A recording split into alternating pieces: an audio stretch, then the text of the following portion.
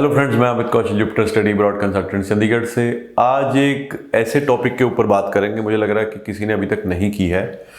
और since we are associated with education industry for so long and we are AAERI member, और हमें एरी membership जो हमारे पास है जुपिटर कंसल्टेंट्स के पास, that is also 16 years old.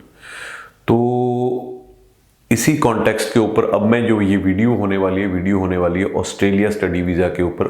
एक सबसे बड़ी डिस्कशन जैसे ही ऑस्ट्रेलिया खुला, सबसे बड़ा जो टॉकिंग पॉइंट था वो था लेवल 1। लेवल 1 है क्या आपका कॉलेज? क्या आपका कॉलेज लेवल 1 है? क्या आपकी यूनिवर्सिटी लेवल 1 है? जो भी इवन मेरे पास भी अगर कोई यूनिवर्सिटी या कॉलेज, यूनिवर्सिटीज़ तो नहीं, कॉलेज कोई आता था अपने प्रमोट करवाने के लिए कि हमारे कॉलेज को प्रमोट करो जी, हमारा लेवल 1 कॉलेज है, या इसको प्रमोट करो, ये लेवल 1 है। स्टूडेंट बोलते थे कि मेरे को उस कॉलेज में जाना है जिसका लेवल होता है उस। So all the discussion in the beginning 2 or 3 months ever since the borders were open of Australia, the discussion point was level 1। दिसंबर में लेवल 1 डिस्कशन पॉइंट लेवल्स थे, जनवरी में और फरवरी में भी। अब कहीं ना कहीं आके ये डिस्कशन जो है वो लेवल 1 लेवल 2 पे आके इस पे इतनी नहीं फोकस्ड है। अब ये है कि वीज़ाज कब आएंगे, डिसीजंस डिले क्यों हो गए हैं, डिले होने का कारण क्या है। तो एक आपको आयरनी बताता हूँ। पहले आपको ये बताता हूँ कि लेवल 1 लेवल 2 हुए कब शुरू।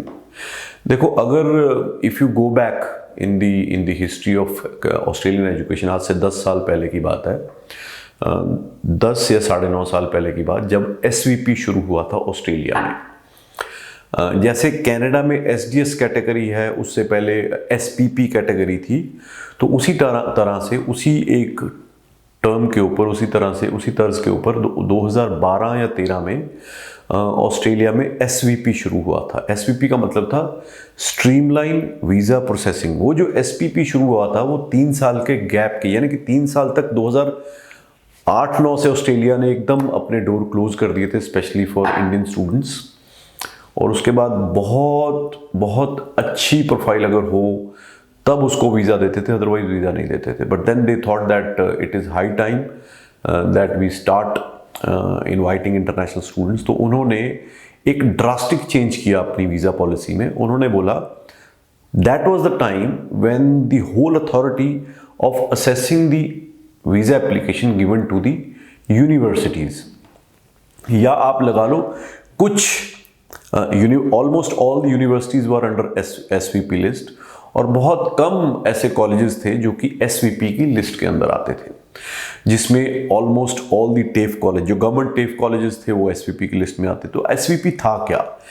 अब जैसे हम देखते हैं कि अब 2 असेसमेंट लेवल होते हैं जो काम करते हैं ऑस्ट्रेलिया में।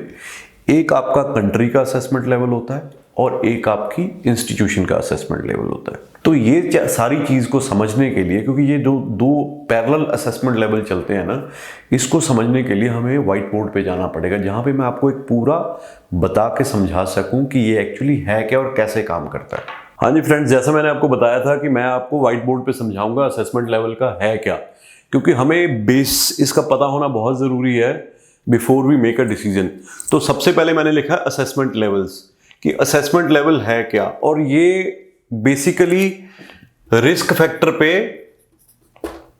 इसका जो बेस है that is the risk factor. अब ये असेसमेंट लेवल 2 चीजों का है, एक तो कंट्री ऑफ ओरिजिन, दूसरा इंस्टीट्यूशन। ये 2 चीजों को लेके ऑस्ट्रेलिया ने हर एक कंट्री को एक लेवल दिया और हर एक इंस्टीट्यूशन को देख के लेवल लिया। And this level keeps on changing every 6 months। जब वो अपना असेसमेंट करते हैं, ऑडिट करते हैं, उसके बाद अगर उनको लगता है कि कुछ इंप्रूवमेंट हुई है, तो चाहे कंट्री हो चाहे इंस्टीट्यूशन हो। इसमें बेसिकली 3 लेवल्स हैं, 1 2 3। इसमें भी 1 2 3। तो ये 3 लेवल्स हैं। अब जब एसवीपी की, जिसकी मैं बात कर रहा हूं, जब एसवीपी शुरू किया तो उन्होंने डायरेक्टली इंडिया को यहां से उठा के यहां लगा दिया लेवल 1 में।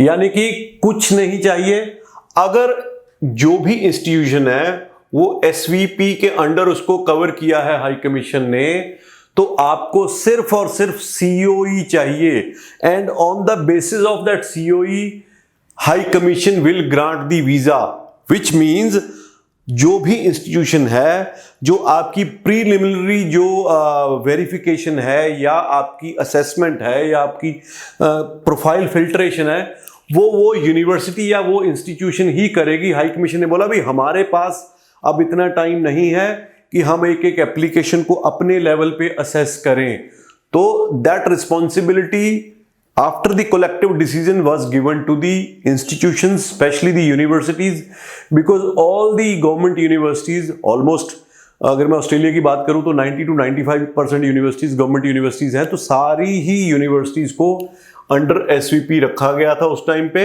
और इंडिया को लेवल 1 पे लाया गया था। क्यों लेवल 1 पे आया? क्योंकि पिछले 4 साल में 2009 से लेके 2012-13 तक वीजा रिजेक्शंस बहुत कम थे। क्यों थे? क्योंकि स्टूडेंट जा ही नहीं रहा था, क्योंकि उन्होंने अपने बॉर्डर जो थे वो कम कर दिए थे, और उस टाइम पे स्टूडेंट ज्यादातर कनाडा या फिर यूके की तरफ जाता था। तो उन्होंने just to promote Australian education again, they raise India from level 3 to level 1 directly. अब लेवल 1 पे आ गया, दैट मींस इंडिया से कोई स्टूडेंट आता है, हमें कोई खतरा नहीं है, जिसके पास COE है वीजा दे दो। और believe you me, in those times 2012-13 में जैसे यूनिवर्सिटी ने COE इशू की, वीजा एप्लीकेशन भरा, उसमें कुछ नहीं करना, मेडिकल पहले होता था, पहले मेडिकल लगाया और उसके बाद COE लगाई और उसकी इनकम लगाई कि फैमिली इनकम कितनी है, कुछ और नहीं लगाना। 2 दिन में 4 दिन में वीजा, यानी कि the processing was so fast, because high commission को करने के लिए था ही कुछ नहीं। The COE was the sole evidence or the proof that student meets the genuine entry criteria. So then the only role which High Commission had was to grant the visa, और जिसकी COE थी उसका visa था। So that was the case in when SVP was there. It continued from 12-13 to 2017, but last 1 year इस SVP का was not good. बहुत ज्यादा visas refuse हुए थे SVP में, बिकॉज दे फाउंड आउट कि बहुत ज्यादा जो है वो करप्शन इन डॉक्यूमेंटेशन, मतलब बहुत सारी चीजें ऐसी हो रही थी जिसकी वजह से उनको लगा कि ये सिस्टम जो है इसको लोग अब्यूज कर रहे हैं। Let me give you an example. There was a university, I think I will not name the university, the university was in South Australia. वहां पे मैसिव रिक्रूटमेंट करी यहां के एजेंट ने, पंजाब के एक एजेंट ने जो बहुत ज्यादा अपने आप को प्रमोट करते हैं, तो उन्होंने मैसिव रिक्रूटमेंट करी, बच्चे भेजे वहां पे, क्योंकि वो SVP सिस्टम था, आइल्स के बिना रिक्रूटमेंट हुई। वो बच्चे जब वहां पे गए, उसके ऊपर एक इंटरव्यू हुई, और उस यूनिवर्सिटी की रिक्रूटमेंट के ऊपर एक इंक्वायरी भी बैठी थी कि भाई how could you recruit students in Australia for masters degree, जिसको बिल्कुल बेसिक कॉन्वर्सेशन नहीं आती है। सो देयर वाज अ सो ये बहुत सारी चीजें इकट्ठी हुई। फिर उन्होंने देखा कि ये जो सिस्टम है, this is not gonna work, we have to rehaul the system. इसकी जैसे ओवरहॉलिंग करनी पड़ेगी और नया सिस्टम को डिजाइन करना पड़ेगा, उसके बाद ही हम दोबारा अपनी सेम रेपुटेशन को बना सकते हैं। क्योंकि उस टाइम तो ये था कि कोई भी even we sent student spouse, कितने स्पाउस वीजे लगाए जहां पे लड़की बिल्कुल हरियाणा के गांव से थी, हस्बैंड 10वीं पास था, कुछ नहीं पता था उसको, बस शादी करी, they came to us, it was a genuine. मैं आपको एक एग्जांपल दे रहा हूं, और बंदे को हिंदी बोलना तक प्रॉपरली नहीं आता था, इंग्लिश तो आप भूल ही जाओ। मैं किसी को इसमें डिमीन करने की कोशिश नहीं कर रहा हूं, forgive me for that, but मैं आपको एक एग्जांपल बता रहा हूं। उस टाइम पे चाहे आपने सिंगल स्टूडेंट के लिए वीजा एप्लीकेशन अप्लाई की है, ऑफर अप्लाई की है, चाहे स्पाउस के लिए, यूनिवर्सिटीज को कोई फर्क नहीं पड़ता था। यूनिवर्सिटीज कोई एप्लीकेंट मतलब स्पाउस की प्रोफाइल नहीं देखती थी, कोई वहां पे मैरिज 1 साल पुरानी का फंडा नहीं था, कोई स्पाउस ग्रेजुएट होने का फंडा नहीं था, कुछ नहीं था जी। हाँ जी, सिंगल एप्लीकेशन है, डुअल एप्लीकेशन है, विद फैमिली है, सिंपल उसमें फॉर्म में टिक किया और लगा दी, and they got visas also. तो उसके बाद क्या हुआ, बहुत सारे ऐसे भी केसेस निकले in one particular area of Punjab के एजेंट्स के थ्रू, जहां पे कॉन्ट्रैक्ट मैरिजेस, मतलब एजेंट एक इस तरह से बन गए थे कि जी लड़के और लड़की को मिलाएंगे, वही उनकी मैरिज का पूरा तामझाम करेंगे, वही सब कुछ कराएंगे, and then they used to charge hell lot of money from the family just to send them together to Australia. वहां जाके लड़का लड़की की तो कॉन्ट्रैक्ट मैरिज थी, लड़ाइयां हुई, उसके बाद सेपरेशन हुई, उसके बाद वो चीजें लाइट में आई। तो ये पूरी भूमिका थी जिस वजह से उन्होंने ये वाला सिस्टम जो है एसवीपी का बंद कर दिया। उसके बाद वो नया सिस्टम लेके आए जिसका नाम था SSVF। तो जो अभी सिस्टम चल रहा है इसका नाम है SSVF, simplified student visa framework. अब इसमें दो चीजें चलती हैं, एक आपकी स्ट्रीमलाइन प्रोसेसिंग होगी, दूसरी आपकी ऑर्डिनरी प्रोसेसिंग होगी। ठीक है, स्ट्रीमलाइन प्रोसेसिंग मींस अगर आपकी लेवल इंस्टीट्यूशन 1 है तो आपकी स्ट्रीमलाइन प्रोसेसिंग में प्रोफाइल जाएगी, अगर आपकी इंस्टीट्यूशन लेवल 2 है तो आपकी ऑर्डिनरी में जाएगी। अब ये हम बात कर रहे हैं इंडिया स्पेसिफिक। ठीक है, तो अगर हम बात करें, अब एक आपको एग्जांपल देता हूं। इस टाइम भी इंडिया जो है वो लेवल 3 में है। ठीक है, 1 2, अगर यही चाइना जो है मेरे ख्याल लेवल 1 में या लेवल 2 में है, चाइना लेवल 1 में है शायद। चाइना का स्टूडेंट अगर हमारी लेवल 2 की इंस्टीट्यूशन में भी अप्लाई करेगा तो उसको फंड्स दिखाने की जरूरत नहीं है, वो भी स्ट्रीमलाइन में ही आ जाएगा, चाहे वो लेवल 1 में करे चाहे वो लेवल 2 में करे। बट अगर इंडिया का स्टूडेंट लेवल 1 में करेगा तो स्ट्रीमलाइन में आएगा, लेवल 2 में करेगा तो उसको ऑर्डिनरी प्रोसेसिंग होगी, उसको फाइनेंशियल कैपेसिटी जो है अपनी वीजा एप्लीकेशन में दिखानी होगी। ठीक है, तो ये बेस है आपके असेसमेंट लेवल और डॉक्यूमेंटेशन की रिक्वायरमेंट का। अब हम चलते हैं कि क्या इससे फर्क पड़ा। जहां तक तो यूनिवर्सिटीज का सवाल है, यूनिवर्सिटीज जो टॉप 20-25 यूनिवर्सिटीज ऑफ ऑस्ट्रेलिया है, वहां पे ये लेवल 1 आई वुड से कि काम करता है। बट अभी रिसेंटली देखने को आया है, जैसे ऑस्ट्रेलिया खोला, कुछ एजेंट्स ने जिन्होंने फ्रॉडुलेंट डॉक्यूमेंट्स लगाए, they used top universities of Australia to send students just to bypass the requirements. और इसी वजह से कुछ तो निकल गए, बहुत सारे निकल गए। इसी वजह से ऐसी यूनिवर्सिटीज की रिफ्यूजल्स भी आई हैं जिनका हमने कभी रिफ्यूजल सुनी ही नहीं थी। आपको यह पता है कि ऑस्ट्रेलिया में सबसे नंबर 1 पे यूनिवर्सिटी कौन सी है? यूनिवर्सिटी ऑफ मेलबर्न, जो कि वर्ल्ड की मेरे ख्याल टॉप 50 में भी आती है। तो ये नंबर 1 है ऑस्ट्रेलिया में। I have seen refusals of this university also. अभी की बात कर रहा हूं, 1 महीना पहले की। You must have seen refusals from Deakin, La Trobe, RMIT, Swinburne, many universities. क्यों भाई? ये तो लेवल 1 यूनिवर्सिटीज थी, क्यों आई रिफ्यूजल्स? क्योंकि जब हाई कमीशन को यह पता लगा कि ये जो फ्रॉडुलेंट एजेंट हैं, इन्होंने बड़ा स्मार्ट प्ले किया। इन्होंने कहा कि व्हाई नॉट, देखो जो बंदा पैकेज पे काम करता है या बंदा जो फ्रॉड डॉक्यूमेंट लगाता है, वो एजेंट है, वो स्टूडेंट से पैसे चार्ज करता है, अ hefty amount.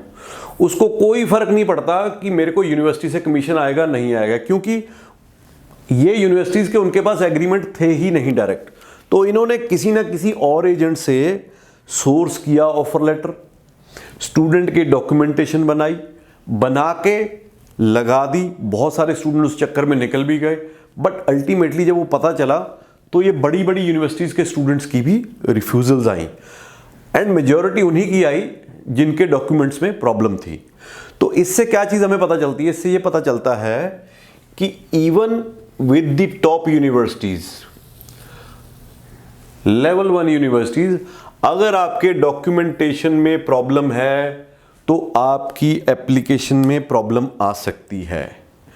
On the contrary, अब आपने देखा होगा, स्टूडेंट भी बताएंगे, लेवल 1 या level 2, irrespective of level, students को इंटरव्यूज आई हैं। मैं ये नहीं कह रहा सभी को आई हैं, बट बहुत सारे स्टूडेंट्स को इंटरव्यू आई हैं।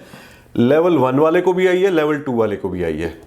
लेवल 1 वाला शायद प्रिपेयर्ड ही नहीं था, नॉट प्रिपेयर्ड। ये बंदा पहले से ही प्रिपेयर्ड था। ये बंदा क्यों प्रिपेयर्ड था? क्योंकि इसके फंड्स भी लगे हुए थे एम्बेसी में, ठीक है। तो इसको तो कुछ छुपाने की चीज ही नहीं है, क्योंकि इसने जीटी अपने फंड्स के बेसिस पे क्लियर की होगी, क्योंकि इसको तो दिखाने ही पड़ने थे, चाहे इंस्टीट्यूशन में चाहे एम्बेसी में। अब लेवल 1 वाले ने हो सकता है जीटी अपनी क्लियर कर ली हो सकता है यूनिवर्सिटी ने फंड ना मांगे हो सकता है किसी तरह से उसने क्लियर कर ली हो, और जब एम्बेसी में फाइल लगी तो बात फिर डिफरेंट है। तो इसलिए मैं ये सजेस्ट करूंगा, बेसिकली आपका जो वीजा है वो आपकी प्रोफाइल पे आएगा। लेवल 1, लेवल 2 सेकेंडरी है, the primary thing is your profile. अगर आपकी प्रोफाइल अच्छी है, फिर आप चाहे लेवल 1 में जाओ, लेवल 2 में जाओ, आप सारे जीटी के पैरामीटर्स क्लियर करते हो, तो आपको बिल्कुल डरने की जरूरत नहीं है। जो ये डिले हो रही है, ये इसीलिए हो रही है क्योंकि हाई कमीशन ने, जैसे मैंने बोला था एक पीछे मीटिंग में, उन्होंने बोला, सो दे रियलाइज्ड कि कहीं ना कहीं जो यूनिवर्सिटीज़ हैं, जो इंस्टीट्यूशंस हैं, वो अपनी तरफ से, अब उनको ये नहीं पता कि सारे चेक कर रहे हैं कि नहीं कर रहे हैं, बट कहीं ना कहीं एक इमेज बनी कि यूनिवर्सिटीज़ की तरफ से जो डॉक्यूमेंट्स हैं वो ओवरलुक्ड हो रहे हैं। So department of home affairs, they took charge of assessment of each application, and that is causing the delay in decisions. अब आपको समझ में आया कि डिसीजन में डिले क्यों हो रही है? This is the reason of delay in decision making. अब आपको एक और केस बताता हूं। लास्ट वीक आपको जैसे पता है कि यूनिवर्सिटी ऑफ न्यूकासल के रिप्रेजेंटेटिव हमारे यहाँ पे आए, तो उन्होंने एक एग्जांपल दी कि आपको पता है कि 90% यूनिवर्सिटीज़ में जो नर्सिंग का प्रोग्राम है, that is only 1 intake in a year, which is February, ठीक है। तो उसी तरह यहाँ के लिए एक स्टूडेंट ने अप्लाई किया था, student was from Delhi, 7.5 not less than 7, +2 medical, 92%, CBSE board, university of Newcastle, ठीक है। तो स्टार्ट डेट थी मेरे ख्याल 22 फरवरी, जिसमें ओरिएंटेशन और सेंसस डेट थी, यानी कि जिसके बाद बच्चे को लेते नहीं, 14 मार्च, जो कि आज है, ठीक है। तो उस स्टूडेंट की फाइल लगी हुई थी दिसंबर से, तो जब ये डेट क्रॉस हुई तो उस स्टूडेंट हो गई पैनिक कि भाई मेरा तो इनटेक निकल जाएगा, मैं तो 2023 में चली जाऊंगी। So she approach the university, so somehow university contacted the DHA, और इसकी इंटरव्यू आई 3 मार्च को।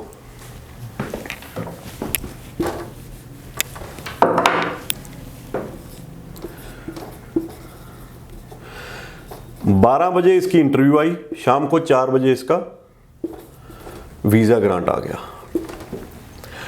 ठीक है। So somehow she could travel to Australia to complete, because बड़ा जेन्युइन रीजन है, प्रोफाइल में कोई प्रॉब्लम नहीं है, just she was got delayed because overall ही डिलेड चल रही है। तो इसने, स्टूडेंट ने किसी ना किसी तरह कम्युनिकेट करके, प्रेशराइज्ड या जैसे मर्जी कर लो, या उनको जिस तरह से भी, I don't know the reason that how did she got the interview call, before the census date, and now she got a visa grant.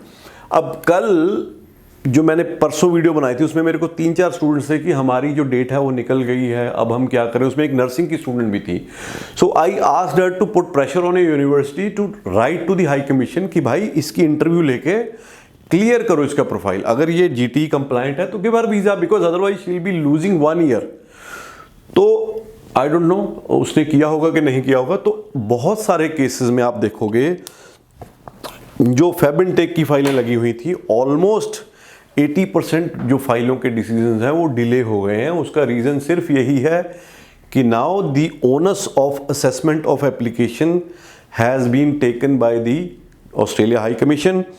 तो उसमें इसलिए डिले हो रहा है और मुझे लगता है कि आने वाले 15-20 दिनों में ये क्लियर हो जाएगा और मैक्सिमम मेरे ख्याल 1 महीने के अंदर अंदर क्लियर हो जाएगा और उसके बाद ये दोबारा स्ट्रीमलाइन हो जाएगा। So this is a kind of giving the message to the people who were committing fraud कि भाई बाज आ जाओ, नहीं तो ये चलेगा नहीं। और लेवल 1 लेवल 2 का मैंने बता दिया, इतने सिनकी मत हो लेवल 1 और लेवल 2 के केस में कि आपको ये पता ही ना चले। बहुत सारे लोग आते हैं कि जी ये लेवल 1, जैसे मैंने पहले भी बोला था कि university of Wollongong is among top 10 in the Australia, but still it is level 2। इसका मतलब ये थोड़ी कि यूनिवर्सिटी में प्रॉब्लम है कोई, बिल्कुल भी नहीं। और यूनिवर्सिटी ऑफ वोलोंगोंग के अभी रिसेंटली बड़े वीज़े हैं, रिसेंटली इन द सेंस कि 2022 के शुरुआत में बहुत वीज़े आए हैं। सो अपनी प्रोफाइल के ऊपर आप देखो और अपनी रिक्वायरमेंट के हिसाब से देखो। अगर आपकी institution in terms of tuition fee, in terms of location, in terms of all, हर तरह से आपके within budget, within आपकी प्रोफाइल है, तो चाहे वो लेवल 2 है, हाँ आपके पास फंड्स होने चाहिए तो कोई प्रॉब्लम नहीं है। उम्मीद है ये जो मैंने आपको बताया है आपको बहुत ज़्यादा चीज़ें ये कहीं ना कहीं क्लियर ज़रूर करेगा। जो एक मिथ है उससे हम बाहर निकलेंगे। चलो अब चलते हैं स्टूडियो रूम में। तो आपने अब ये देखा कि कैसे ये पूरा प्रोसीजर, कैसे ये पूरा तरीके से काम होता है। और मेरा मानना ये है कि आज की जो सिचुएशन है ऑस्ट्रेलिया में, no matter your institution is level 1 और लेवल 2, आपकी प्रोफाइल के ऊपर आपका वीज़ा बहुत हद तक डिपेंड करेगा instead of the level of your institution. Yes, universities में जाओगे, बड़ी यूनिवर्सिटीज़ में जाओगे तो chances are much higher, but अगर लेवल 2 के किसी इंस्टीट्यूट में भी जाते हो, स्पेशली मैं बात करूँ अगर कॉलेजेस की, and you have financials to support your application, I do not see any reason why you should be refused from the visa. So उम्मीद करता हूँ ये वीडियो आपको बहुत इंफॉर्मेशन इसने वीडियो ने प्रोवाइड की है, जो प्रॉब्ली मुझे नहीं लगता कि किसी ने इस कंटेंट के ऊपर अभी तक वीडियो बनाई है। अगर आपको लगता है कि ये एक यूजफुल इंफॉर्मेशन है, प्लीज़ इस वीडियो को ज़्यादा से ज़्यादा शेयर करिए, लाइक करिए और हमारे चैनल को सब्सक्राइब करिए, ताकि आपको इसी तरह से ओरिजिनल कंटेंट में लेके आऊँ। कोई कॉपी पेस्ट कंटेंट के ऊपर मैं ना काम करके ओरिजिनल कंटेंट पे, अपने एक्सपीरियंस पे काम करके आपको बताऊँ। Thank you very much for watching this video. Thank you.